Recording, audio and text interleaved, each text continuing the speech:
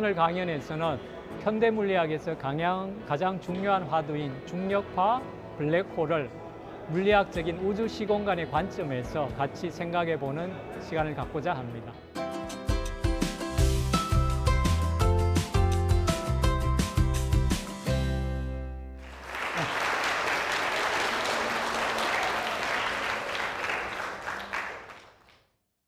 물리학자들이 하늘을 보면서 우주를 연구하기 시작하면서 먼저 보이는 것을 연구하기 시작을 했죠. 눈에 보이는 행성들의 운동을 보고 그 다음에 별들을 연구하기 시작했고요. 근데 생각을 보다 보니까 그 많은 별들이 사실은 은하라는 걸 알게 되었습니다. 그래서 보이는 것들을 연구하는 게 점점 중요해졌는데, 그리고 나서 현대물리학에 오고 나니까 그 은하들 사이의 빈 공간은 뭐냐라는 거죠. 아무것도 없다고 우리가 무시해왔던 그 빈 공간이 결국 우리가 빅뱅 우주를 이해하는데 핵심 역할을 하고 있다는 겁니다. 그래서 존재하는 모든 것, 눈에 보이는 모든 것을 확인하면서 우리가 우주를 연구하기 시작을 했는데, 현대에 와서는 존재하지 않는 모든 것, 기존의 관점으로 존재하지 않는다는 거죠. 그래서 옛날 사람들의 관점으로 존재하지 않았다고 생각했던, 아무것도 없다고 생각했던 그 빈 공간, 우주 진공이 뭔지를 알아야지 현대 물리학을, 현대 우주를 이해할 수 있는 단계에 와 있습니다. 그래서 오늘은 그 얘기를 한번 해보도록 하겠습니다. 이거 이제 많이 보시죠? 빛의 환영입니다. 직선들이 평행하나요? 삐뚤하나요? 평행하지 않게 보이죠? 삐뚤삐뚤하게 보입니다. 오른쪽에 있는 건 어때요? 여기 있는 점들이 깜빡거리나요? 깜빡거리지 않나요? 깜빡거립니다. 솔직히 그냥 보면 깜빡거립니다. 근데 점 하나를 자세히 보세요. 깜빡거리지 않습니다. 그죠? 그럼 뭐가 잘못됐나요? 잘못된 건 없죠. 그냥 이게 인간이라는 겁니다. 우리가 이런 감각을 가지고 우주를 이해하고 자연을 이해하고 있다는 거죠. 그래서 자연의 실체는 깜빡거리지 않는 점임에도 불구하고 우리 눈은 전체를 보면서 깜빡거림으로 뇌가 인식할 수도 있다는 겁니다.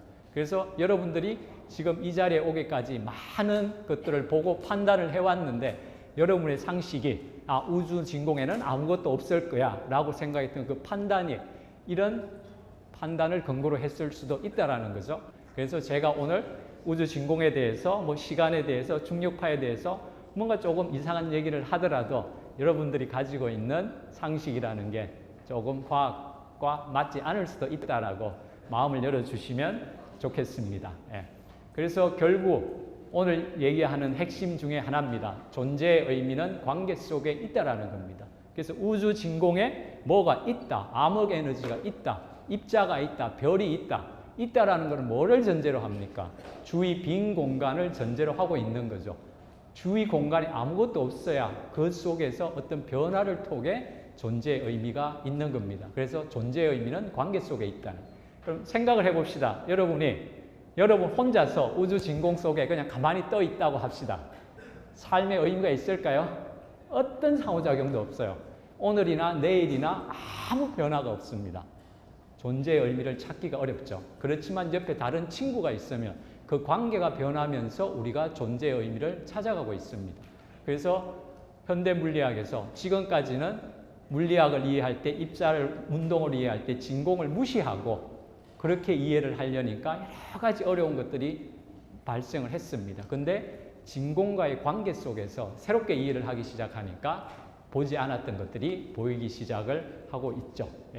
그래서 아래쪽에 그림을 보시면 여기 있는 직선은 직선으로 보이죠. 오른쪽에 있는 직선은 꾸불꾸불하게 보입니다. 주위 환경이 변했기 때문이죠.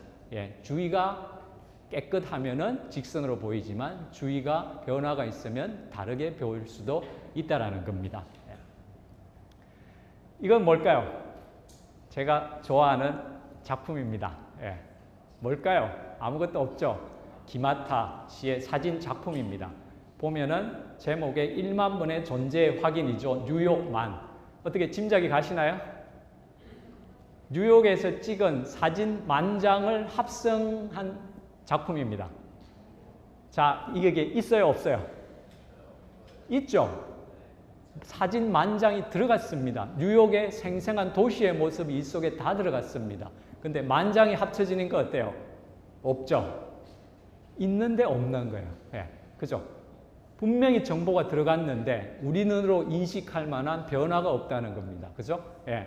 그래서 제가 이제 우주 진공에 대해서 얘기를 할 텐데 우주 진공도 이럴 수 있다는 겁니다. 예. 너무 많은 가능성이 있으니까 물리학에서 양자역학에서 살펴봤더니 진공이 없는 공간이 아니라는 겁니다. 근데 너무 많은 가능성이 합쳐지니까 우리가 그냥 진공을 볼 때는 아무것도 없다라고 인식할 수 있다는 거죠. 예. 그럼 물리학에서 진공을 어떻게 찾아갔을까요? 도대체 진공은 무엇일까? 처음에 했던 실험 중에 하나입니다. 빛이 가다가 빛이 사라지고요. 공간 속에서 갑자기 입자 반입자가 만들어졌습니다. 예. 물론 이거는 완전한 진공은 아니죠. 가스 속에 있었습니다. 그럼 입자는 우리 몸에도 있고 가스 속에도 있고 물질 속에도 있었습니다. 근데 반입자는 도대체 어디서 왔냐는 거죠. 어디서 반입자가 왔을까요? 우주 진공밖에 없다는 거예요. 예. 이런 입자들이 존재하는 이런 진공에서 빛이 와서 빛이 사라지고 입자, 반입자가 생성된다는 거죠. 그래서 결국 이런 실험을 하면서 물리학에서 알게 된 게 과연 우리가 몰랐던 아무것도 없다라고 생각했던 빈 공간, 우주의 그 빈 공간, 우주 시공간이 바로 우리 앞에 있는 이런 공간 속에서도 펼쳐지고요. 그 속에서 입자, 반입자가 만들어질 수도 있다는 겁니다. 그래서 우리가 현대 물리학에서 우주를 이해하려면 이제 진짜 없다라는 게 뭔지를 이해를 해야 됩니다. 빈 공간, 우주 시공간을 먼저 이해를 해야지 블랙홀도 이해할 수 있고 중력파도 이해할 수 있습니다. 그래서 이게 이제 스위스에 있는 거대 가속기입니다. 이 반경만 해도 한 20몇 킬로 되죠. 거기에서 예를 들어 양성자 2개를 가속시켜서 충돌을 시켰는데 이렇게 많은 입자가 나왔습니다. 여기 있는 선 하나하나들이 입자들이죠. 그래서 이 속에는 신의 입자도 포함되어 있죠. 힉스 입자라고. 양성자보다 훨씬 무거운 입자도 포함이 되어 있습니다. 그래서 이런 실험들을 통해서 확인을 해보니까 진공은 무한한 창조의 공간이라는 거죠. 그리고 이러한 새로운 입자들이 만들어지고 하는 것을 현대 한국에서도 지금 시도하려고 하고 있습니다. 대전에 있는 중이온 가속기 라온입니다. 물론 스위스에 있는 것보다는 크기는 작기 때문에 생성될 수 있는 입자 종류도 다르고 좀 제한은 있습니다. 그렇지만은 우리가 지금까지 보지 못했던 새로운 동위 원소들을 이런 가속기 실험을 통해서 만들어내려고 하고 있습니다. 이러한 노력들이 바로 진공의 특성 때문이죠. 무한한 가능성의 공간이니까 거기에서 어떤 변화를 주면 기존에 우리가 확인하지 못했던 새로운 것들을 볼 수도 있다는 겁니다. 그래서 결국 현대 물리학에서 알아낸 게 우주 진공은 끊임없이 변하고 요동치고 있다는 겁니다. 그러면 어느 정도 크기로 가야 이런 진공이 보일까요? 10의 23성 은하 크기죠. 10의 9성 지구 아인슈타인 우리 몸 속에 있는 원자, 분자.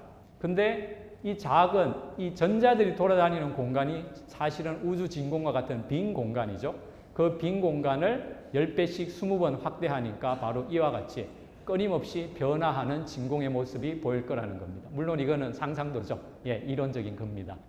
그래서 이렇게 작은 세계로 가면 우주 진공의 변하는 모습의 실체들이 보일 수도 있다는 겁니다. 그러고 나면 이제 여기에 대해서 답을 얻을 수 있죠. 우리는 왜 진공을 인식하지 못하고 없다라고 했을까라는 겁니다. 결국 어때요? 우리 몸을 구성하고 있는 전자들이, 우리 몸을 구성하고 있는 원자들이 인식할 수 있을 만큼 큰 변화가 있으면 우리는 그제야 있다라고 생각을 해왔습니다. 근데 그거보다 변화가 너무 작으면 인식을 못했죠. 농구공 가지고 바늘 크기 잴 수 있을까요? 없을까요? 불가능하죠. 그거와 마찬가지입니다. 진공이 가능성이 있는 공간이라고 했습니다. 그럼 진공이 변할 수 있나요? 없나요? 있죠. 진공이 진짜 아무것도 없다면 변할 수 없는데 진공이라는 것도 가능성이 합쳐진 공간이고요. 그 진공에서 양성자가 충돌해서 새로운 입자도 만들어질 수 있는 걸 확인을 했죠. 그리고 나면 뭔가 있는 공간입니다. 진공 자체도 변할 수 있습니다. 이게 블랙홀과 중력파를 이해하는 핵심입니다. 그러면 도대체 뭐가 진공을 변화시킬까? 그게 아인슈타인의 일반 상대성 이론이죠. 아인슈타인이 별이 있으면, 블랙홀이 있으면 그 주위 진공이 바뀔 수 있다는 겁니다. 그러면 이제 다시 한번 생각을 해보죠. 블랙홀이 있습니다. 가까운 진공과 먼 진공이 같을까요? 다를까요? 달라야 되죠. 예, 상식적으로 그죠? 예, 저와 가까이 있는 분도 있고 멀리 있는 분도 있고 저를 보는 모습이 다르죠. 마찬가지죠. 진공의 입장에서도 없는 공간이 아니니까 뭔가 있으니까 진공이 블랙홀의 존재를 인식하는데 가까움과 멀리 있으면 달라집니다. 거기에 빛이 지나가면 어떻게 될까요? 빛이 직진할 수 있나요? 없나요? 없죠. 왜? 빛이 가려고 하는데 진공 자체가 좌우가 바뀌어 있습니다. 비대칭입니다. 그러면 어때요? 한쪽으로 가겠죠. 예. 그래서 여러분도 어디에 사람이 많이 몰려 있으면, 제가 부산에서 왔으니까 해운대에 사람이 많이 몰려 있으면 눈 감고 막 가다 보면 어때요? 부딪혀 가지고 사람 없는 쪽으로 휘어가게 되어 있습니다. 직진하기 어렵습니다. 예, 그게 자연이죠. 너무 많이 부딪히면 예, 편한 쪽으로 가게 되어 있습니다. 여기도 마찬가지죠. 빛이 지나가려고 하는데 빛이 가다 보니까 좌우 진공이 다르다는 겁니다. 절대 직진할 수 없습니다. 그래서 질문을 바꿔야 되는 거죠. 빛이 어떻게 휠 수 있는가가 아니라 진공에 대해서 이해를 다시 하고 나니까 아니 진공이 바뀌어 있는데 빛이 어떻게 직진할 수 있냐는 거죠. 빛은 무조건 휘어갈 수밖에 없다는 겁니다. 단지 너무 빨리 가서 조금 휘니까 우리가 감각으로 잘 인식을 못해서 빛은 직진하고 있다고 생각을 해왔다는 거죠. 그럼 이런 공간에서 블랙홀을 우리가 확인을 해볼 수 있죠. 블랙홀이 발견된 사진들입니다. 뭐 현재는 은하 중심에도 블랙홀이 있고요. 그 다음에 조금 작은 블랙홀도 있고요. 2002년도에 이미 노벨 물리학상도 나왔습니다. 보면은 다양한 파장으로 블랙홀 주위를 관측을 한 겁니다. 블랙홀은 빛도 빨아들이는 공간인데 어떻게 관측할 수 있느냐? 사실은 블랙홀에서 나온 빛은 아니고요. 블랙홀이 있으면 주위에 있는 별에서 물질들이 빨려 들어갈 수 있죠. 좁은 공간에 많은 물질들이 들어갈 수 있습니다. 그러면 어떻게 되나요? 무지 더워지죠. 예, 뜨거워집니다. 열이 발생하죠. 마찬가지입니다. 이런 물질들이 블랙홀 주위로 좁은 공간으로 뭉쳐 들어가면 엄청나게 온도가 높아져 가지고 X선이 나올 수 있습니다. 여러분 뜨거우면 적외선 나오죠. 그죠? 감기 걸리면. 근데 여기는 그거보다 훨씬 높아서 블랙홀 근처에는 X선까지도 나올 수 있습니다. 그래서 블랙홀에 있는 주위의 물질들이 뜨거워져서 블랙홀이 나오는 게 관측으로 확인이 되었습니다. 그리고 나서 최근이죠. 그죠? 예, 2019년도에 이와 같이 블랙홀의 모습을 직접 촬영하는 데 성공을 했습니다. 이제 고리 모양이죠. 그죠? 예, 아까 아인슈타인 고리랑 비슷한 모양이죠. 결국은 블랙홀도 예, 공간 때문에 나오는 겁니다. 그래서 이게 이제 그때 관측에 사용됐던 망원경입니다. 한 20몇 배나 되는 이런 전파 망원경들이고요. 전 세계에 있는 전파 망원경을 다 동원을 해서 이 블랙홀 촬영에 성공을 했습니다. 여기에 힘입어서 2022년도 작년도에는 우리 은하에 있는 중심부에 있는 블랙홀 모습도 촬영을 했죠. 예. 결국 우주 시공간이 중력 때문에 아니면 물질의 존재 때문에 진공 자체가 변해가지고 거기서 빛이 휘어지기 때문에 이런 고리 모양의 모습들이 우리 눈에 망원경을 통해 보일 수 있는 거죠. 그래서 우리가 이런 시공간에 살고 있다는 겁니다. 그래서 중력파가 뭔가 시공간의 변화 이런 얘기를 하니까요. 우리 시간에 대해서 다시 한번 생각을 해보겠습니다. 지표면에 시계가 있죠. 그 다음에 인공위성에도 시계가 있습니다. 근데 빛이 휘는 경로가 다르죠. 예. 지구에서는 좀 많이 휘면 인공위성에는 빛이 덜 휘고 있습니다. 그 빛 가지고 시간 재고 길이를 재야 됩니다. 같이 흘러갈 수가 없습니다. 그래서 인공위성의 시간과 우리가 쓰는 시간의 흐름은 다릅니다. 그거를 보정을 해줘야지 우리가 이 자리를 찾을 수 있죠. 그래서 결국 중력이 있으면 시공간이 변했다 해도 되고요. 그 자체가 그냥 변한 거죠. 시간의 길이도 변하고 공간도 변하고요. 뭔가 기준 자체가 바뀌었다는 겁니다. 그래서 중력파가 여기에서 등장을 합니다. 그럼 블랙홀 두 개가 돌고 있는 모습입니다. 블랙홀 근처에 여러분이 있다고 생각을 합시다. 그러면 어때요? 여러분이 느끼는 중력이 블랙홀과 가까워졌다 멀어졌다 하니까 여러분이 서 있는 위치의 시공간이 주기적으로 변하죠. 중력이 세졌다가 약해졌다 합니다. 그러면 어때요? 빛의 경로가 많이 휘었다 적게 휘었다 하죠. 그거 가지고 시간 재면 어때요? 시간이 빨리 갔다 내려갔다 하고요. 길이가 늘어났다 줄어졌다 하죠. 그래서 결국 중력파라는 것은 이와 같이 큰 중력을 줄 수 있는 물체가 돌면서 회전하듯이 하게 되면 진공이 주기적으로 변하게 되고요. 시공간의 변화와 같다는 겁니다. 그래서 우리가 중력파를 시공간의 속삭임이라는 말로 사용하기도 합니다. 그냥 그게 그거라는 거죠. 우리가 구분할 수 이제 없다는 겁니다. 그래서 지금 이제 가동되고 있는 대표적인 검출기입니다. 미국에 있는 거죠. 라이곤데 햄포드 워싱턴 주에 있는 거고요. 그 다음에 이탈리아에도 하나가 있고요. 그 다음에 루이지애나 주에도 하나가 있습니다. 그렇게 이렇게 거리를 둬 가지고 몇천 킬로씩 떨어져 있죠. 그 말은 어때요? 빛의 속도로 중력파가 여기 도달했다, 다음에 도달할 때 시간차까지 고려를 하겠다는 겁니다. 그래서 예를 들어 미국과 유럽 차이는 한 0.03초 정도 차이가 납니다. 빛의 속도로 따지면. 그런데 이 정도는 현대과학으로 쉽게 잴 수 있죠. 예. 그 다음에 미국에 있는 검출기 두 개 차이는 0.01초 정도 됩니다. 요즘 뭐 마이크로초, 뭐 나노초 이런 거 다루는 시대니까 이 정도는 쉽게 차이를 알아낼 수 있습니다. 그렇게 해서 중력파가 어느 검출기에 먼저 도착했는지까지 이제 알아낼 수 있는 거죠. 이게 간단한 원리입니다. 그래서 레이저가 두 군데로 갔다가 이제 돌아오게 되죠. 그래서 평소에는 여기에 이제 빛이 안 오도록 이렇게 조정을 맞춰 놓습니다. 그래서 이게 빛은 전자기파니까 뭐 전기장 이런 걸로 따지면 이렇게 왔다 갔다 하죠, 빛이. 신호가 왔다 갔다 해서 여기서 딱 서로 상쇄가 돼가지고 여기는 하나도 실제 안 나오는 겁니다. 이렇게 맞춰 놓습니다. 이 상황에서 중력파가 지나가면 어떻게 될 거냐? 공간이 변하면 거기에 시간 자체가 변하고요. 길이 자체가 변합니다. 그렇게 되니까 빛이 갔다가 돌아오는 시간도 차이가 생기게 되죠. 그렇게 해서 결과적으로 이 검출기에 무늬가 생기기 시작을 합니다. 밝아졌다, 어두웠다 하는 거죠. 이 신호를 바탕으로 해서 중력파가 지나갔다는 것을 직접 확인을 하고 있습니다. 그래서 이게 아인슈타인 이론을 바탕으로 해서 사람들이 믿음을 가지고 중력파는 존재할 수밖에 없다. 검출을 하자 해서 오랫동안 노력을 해왔던 겁니다. 근데 드디어 여러분 다 알고 있다시피 성공을 했죠. 2015년도에 미국에 있는 관측소에서 검출을 했습니다. 운 좋게 저도 그때 이 중력파 공동연구단이 있어가지고 첫 중력파 발견 논문의 공동 저자입니다. 이게 그때 나온 신호입니다. 어떤가요?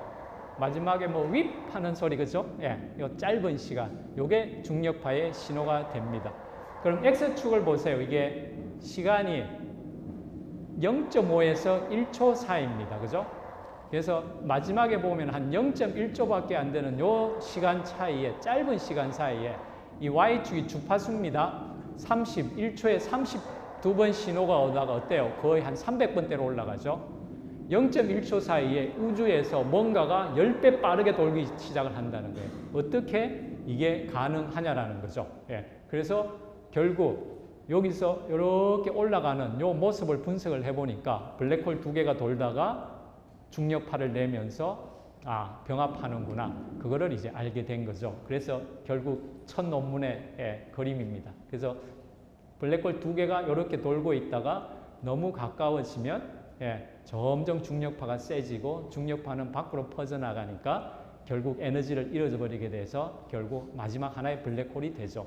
그렇게 되면 거리가 점점 가까워지니까 빨리 돌게 되고요. 그래서 신호가 주파수가 이와 같이 30에서 300Hz까지 0.1초 사이에 이렇게 확 변하는 걸 확인할 수 있습니다. 그래서 이 신호는요, 거리 몰라도 됩니다. 이 신호가 어디서 오는지 몰라도 되고요. 몇 초 사이에 주파수가 어떻게 변하는지만 확인을 하면 블랙홀의 질량을 찾아낼 수 있습니다. 그래서 기존의 망원경으로는 거리를 재는 게 상당히 어려웠는데 이거는 완전히 새로운 방법으로 우주를 볼 수 있는 그런 가능성을 열어준 거죠.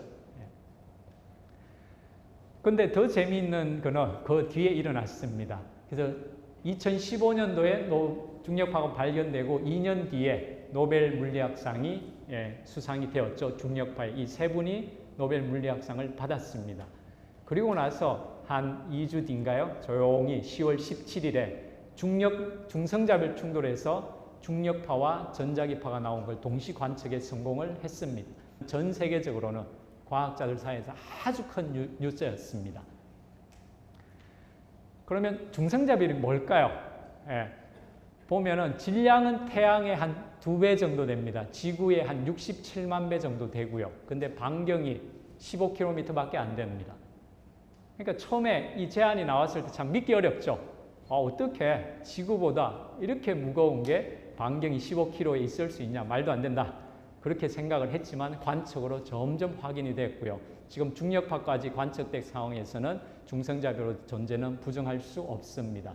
그래서 이 중성자별 밀도를 환산을 해보면 우리가 다는 전기자동차가 보통 2톤 정도 되더라고요.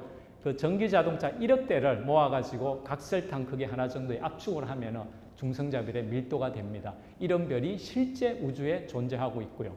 그리고 이런 밀도가 높은 별을 넘어서 블랙홀까지 존재할 수 있다는 게 최근 관측으로 중력파로 확인이 되고 있습니다. 그래서 최초로 중력파 직접 검출에 성공을 했고요. 그 다음에 지금까지 관측하지 못했던 새로운 질량의 블랙홀의 존재까지도 확인이 되었습니다. 그리고 또 중성자별 충돌에서 중력파, 감마선, X선, 가시광선 이런 것들을 동시에 관측을 해가지고요. 다중신호 천체물리 시대가 열리는 계기가 되었죠. 그리고 최근에 블랙홀 모습까지 직접 촬영을 했습니다. 그래서 현대는 우주를 보는 새로운 창이 열렸기 때문에 새로운 시대가 다가왔죠. 그래서 이것들 누리는 것은 아마 여러분들이겠죠. 우리가 이런 다양한 관측을 통해서 블랙홀의 존재에 대해서, 블랙홀의 활동에 대해서 우리가 훨씬 많이 알 수 있는 시대에 와 있습니다. 이 사진은 몇 차원일까요? 2차원, 3차원. 2차원이다, 3차원이다. 애매하죠, 그죠? 정보 자체는 어때요? 그냥 슬라이더 평면입니다. 2차원 정보일 뿐입니다. 거기에 색깔이 다르게 입혀 있습니다. 파장이 다를 뿐입니다. 그렇지만은 여러분의 뇌는 이걸 통해서 이 그림을 보면서 고민하지 않죠? 해바라기가 어떻게 기차보다 클 수 있느냐? 고민하지 않습니다. 왜? 해바라기는 내 앞에 있고 기차는 멀리 있다는 거죠. 해바라기는 카메라 앞에 있다는 겁니다. 가까이 있으면 크게 보이고 멀리 있으면 작게 보이는 게 내가 경험을 해보니까 당연하다는 거죠. 그래서 2차원 정보를 가지고 여러분들의 뇌가 해석을 해서 사진 속에 존재하지 않는 앞뒤의 공간을 만들어내고 있습니다. 이게 여러분들이 매일 하고 있는 거죠. 저와 여러분이 2차원 사진 2장 가지고 거리감을 지금 재고 있죠. 뇌가 하고 있는 겁니다. 다른 말로 3차원 공간 인식하는데 2차원 사진만 있어도 될 수도 있다는 겁니다. 이게 현대 물리학에서 얘기하는 이거랑 비유가 될 수 있습니다. 그래서 2차원 사진 속에 모순이 있지만 3차원을 가정하면 사라지니까요. 결국 뭐냐? 인간의 뇌가 가지고 있는 공간 인식 능력이 있기 때문이라는 겁니다. 그러면 어때요? 똑같은 논리로 4차원, X, Y, Z 공간 3차원에 시간까지 묶어가지고 4차원 시공간을 얘기를 하니까 블랙홀은 존재할 수밖에 없고 블랙홀 안으로 빛이 들어가니까 그 빛은 사라질 수밖에 없고 근데 그거 가지고 시간도 재고 길이도 재야 된다. 이런 여러 가지 모순들이 발생을 하는 거죠. 그래서 새로운 차원을 가정하면 어떻게 될 거냐는 겁니다. 5차원 이상은. 결국 어때요? 인간의 뇌가 가진 수학적 논리력이죠. 거의 같습니다. 위에는 공간인식 능력이고 이거는 우리가 쉽게 경험할 수 있는 거죠. 그렇지만 아래 수학적 논리력은 조금 수학을 좋아하는 분이나 훈련된 사람만이 이제 경험할 수 있는 거겠죠. 그렇지만 결국은 인류의 유산이라는 겁니다. 그래서 우리가 이런 빅뱅 우주 속에 살고 있고요. 우리나라에서도 여기에 좀 더 가까이 가려는 노력들이 이루어지고 있고요. 그 중에 그냥 하나입니다. 대전에 건설되고 있는 중이온 가속기고요. 이 속에서 새로운 원소들이 만들어지고 하는 걸 통해 가지고 우주 비밀의 전체는 아니더라도 일부라도 확인될 수 있기를 이제 희망을 해 봅니다. 고맙습니다.